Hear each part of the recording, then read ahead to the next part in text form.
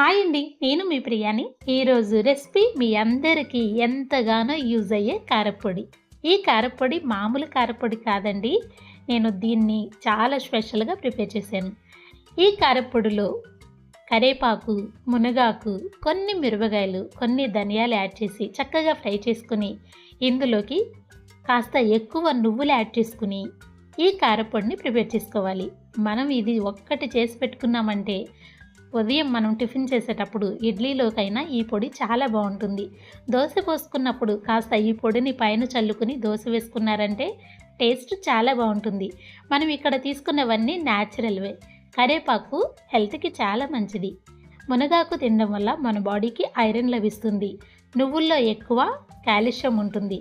ఇన్ని బెనిఫిట్స్ ఉన్న ఈ టేస్టీ కారపొడిని మీరు ఒక్కసారి ఇలా ట్రై చేయండి. ఎలా చేసుకుని స్టోర్ చేసుకున్నారంటే ప్రతిరోజు తీసుకోవచ్చు. Thank you.